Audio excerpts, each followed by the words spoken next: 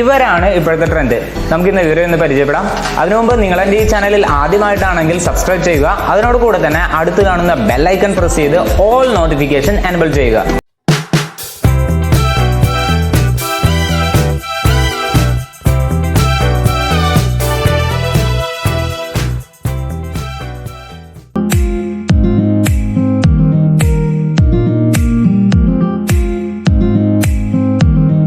ആഫ്രിക്കയിലുള്ള Malawi നദികളിൽ നിന്നുമാണ് ഇവയുടെ ഉത്ഭവം. അതുകൊണ്ടാണ് ഇവയ്ക്ക് ആഫ്രിക്കൻ മലാവി സിക്ലെറ്റ്സ് എന്ന പേര് വന്നത്.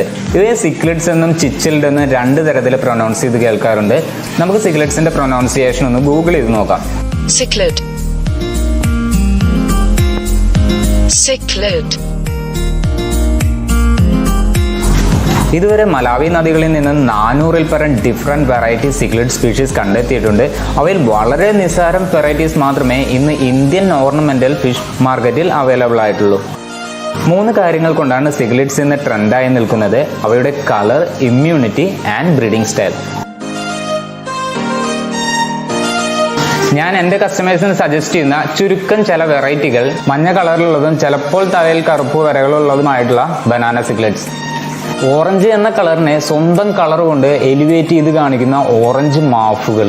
പിന്നെ പച്ച കലർന്ന മഞ്ഞ നിറത്തിൽ കറുപ്പ് പുള്ളികളോട് കൂടിയ ജിറാഫ് സിക്ലെറ്റ്സ്. ഉരുണ്ട മുഖമുള്ളതും നീല നിറത്തോടു കൂടിയ വലുതാവുമ്പോൾ ഡോൾഫിനോട് സാദൃശ്യം വരുന്ന ഡോൾഫിൻ സിക്ലെറ്റ്സ് അല്ലെങ്കിൽ വീനസ് സിക്ലെറ്റ്സ്.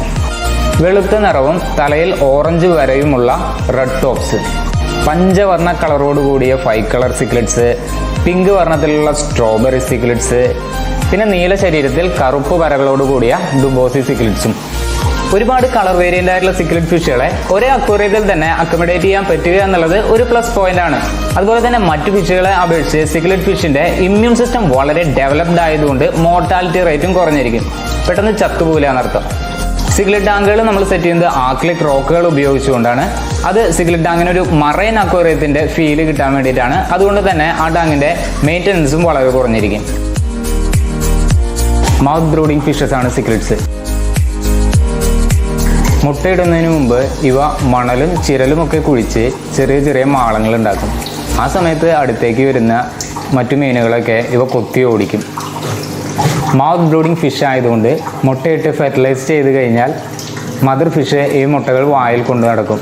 ഈ മുട്ട വിരിഞ്ഞ് കുഞ്ഞുങ്ങളായി കഴിഞ്ഞാലും കുഞ്ഞുങ്ങൾ ഒരു പാകമാകുന്നത് വരെ മദർ ഫിഷ് ഈ കുഞ്ഞുങ്ങളെയും വായിൽ കൊണ്ടു നടക്കും.